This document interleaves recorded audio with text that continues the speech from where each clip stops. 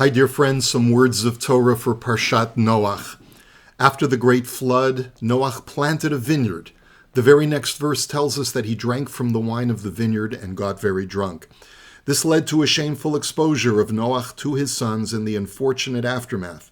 I've always read this passage as an expression of nihilism by a man who barely saved his world, but at the same time lost everything of his previous life and existence and lost all sense of future purpose. After the initial euphoria of leaving the ark and surviving the flood, imagine the vast emptiness and void that confronted Noach. Here was a man whose best years were behind him and who saw nothing ahead for his future. Could we really blame him for his ecclesiastical attitude that everything is vanity? This reading of Noach's actions in the verses is influenced by Rashi and the sages, who tell us that when the Torah states, Vayachel Noach isha adama, that Noach, the man of the soil, began or profaned by planting a vineyard, they read that word Vayachel as profaned. They read the verse as Noach the nihilist, being a man who profaned himself in the world by planting a vineyard before other more useful crops, so that he could indulge in the gratuitous pleasures of the earth, and Ish HaAdama, man of the earth. He essentially gave up on any higher purpose. As Nietzsche famously said, if you gaze into the abyss gazes also into you. So many people who feel stuck in life and can't find a purpose will often use drugs and alcohol to drown out the pain of a life left unfulfilled. Perhaps Noach intoxicated himself for that reason. But there's another tradition about this story, one that portrays Noach not in a negative light, but in a more positive, even noble light. According to the Radak and other commentaries, Vayachel does not mean that he profaned himself, but rather Vayachel lahatchil, that he began something new, something that had not been attempted before. Up until this act of planting, people didn't plant actual vineyards en masse with many, many vines in one localized area. Rather, they planted individual vines in the hope of harvesting some table grapes for their community. Noach innovated the use of grapes for wine, the beverage, which necessitated the creation of large vineyards, far larger than the individual vines that were planted for fruit consumption alone. Noach is called the Ish HaAdama, the man of the earth, because he was truly a master innovator of agriculture. This narrative continues a rabbinic tradition from the end of Parshat Bereshit, which tells us that Noach received his name, which literally means to make easier, because he innovated plowing with animals to ease the difficulty and travail involved in cultivating the soil. So according to this interpretation, instead of us confronting the nihilistic Noah after the flood, we are confronting the Noah who wishes to rebuild and recreate a whole new world with even more amenities than before. But if so, then why did this story have such a tragic ending with Noach's ignoble humiliation? Why did Noach's newfound approach to manufacturing wine end up with his degradation and having to curse his son and grandson? We'll need to reference the Jewish mystical tradition for an answer. The Zohar states that the vine that Noach planted was quite extraordinary. Of the various opinions of what type of tree the tree of knowledge of good and evil was in the garden, one opinion is that it was a vine. Noach somehow obtained a shoot from the vine in the Garden of Eden and planted it anew. In the language of the Zohar, Noach sought to replicate the original act of eating from the tree. But his objective was not to replicate Adam's sin, but rather to understand it and to rectify the world thereby. But he failed.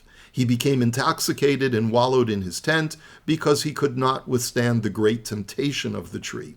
In the eyes of the Zohar, Noach viewed himself as a fixer, a rectifier of all the bad and flawed things in the world. He was able to rectify the products of original sin to some degree by making the life of man easier, alleviating some degree of the farmer's sweat of his brow, which was the curse that man received after being ejected from the garden.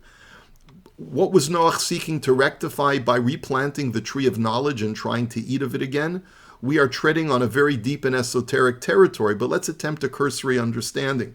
The same passage of Zohar, which notes that Noach failed, also observes that he was not the only person who tried to rectify Adam's sin and failed. Aaron's two sons, Nadav and Avihu, also tried to use wine as a means of approaching God and rectifying the sin of Adam. They drank wine before entering into the Holy of Holies, as is recorded in Parshat Shemini in Leviticus. Sadly, they too failed, and that is why they perished. Adam's fall was based on the tree being this very powerful opportunity for reaching some level of spiritual greatness, but also contained within it some great inherent danger if not used properly. Wine represents this double-edged sword of utilizing a mind-altering drug to expand one's consciousness, to sort of transcend the confines of the physical world. But the only problem is with this kind of drug is that if it's not used properly, it will have a negative effect. Alcohol has a dual effect of both acting as a depressant and as a stimulant. It provides a euphoric feeling by releasing dopamine, while at the same time depressing one's physical senses and creating a feeling of disassociation with the physical world and even with self. What Adam was trying to accomplish by eating of the tree was to somehow disassociate himself from his physical confinements in the hope of conjoining with God. He failed because he could not control the byproduct of that effort, which is to get trapped in the self-indulgent euphoria of the moment. Both Noach and Adam's sons hoped that they could separate both Noach and Aaron's sons both hoped that they could separate the good from the bad. They all tragically failed in that effort. It is not impossible to rectify original sin, but certain things can only be accomplished at the right time and by the right person. The higher the stakes, the more dangerous the effort. We refer back to that quote from Nietzsche, which started with the words, "He who fights with monsters must take care, lest he thereby become a monster himself." But was Noach wrong for his attempt? It's very hard to condemn him for trying to make things better, to try to rectify the world, especially at this particular juncture after the flood. Perhaps he thought that that was his role. Mankind is meant to rebuild, and now that the restart button has been pushed, let's go back to the original beginning in the garden, perhaps he thought. But there's something more. I'm reminded of a statement made by Rabbi Yehuda Halevi at the end of the Kuzari, when he was challenged about his plans to make aliyah with the argument that it was too dangerous. He responded, if a person has made a reckoning in his soul, is thankful and satisfied with having lived what he has already lived, and dedicates the rest of his life to the fulfillment of God's will, then such a person is permitted to place himself in danger. Noach, too, was at a point in his life when he felt that he had already reached the highest plateau possible, and that the only thing left for him to do was to rectify original sin. We should be cautioned and inspired by Noach's efforts, even though they ended in failure.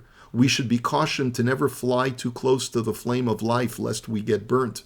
But we should also realize that life is all about constant advancement and improvement. You're never too old for a new endeavor. What's on your bucket list? Start a new chapter in your life and conquer those things you had always hoped to do, but then life got in the way. Especially now when Klal Yisrael is at war, it is important that every moment of our life counts and that we are being productive for our people. And so, dear friends, let's all succeed and continuously advance until we reach the final apex of our individual and our societal humanity. May we realize this, b'meira b'yameinu, amen. Here's wishing you a beautiful Shabbos. Shabbat shalom. Let's see peace in our land very soon.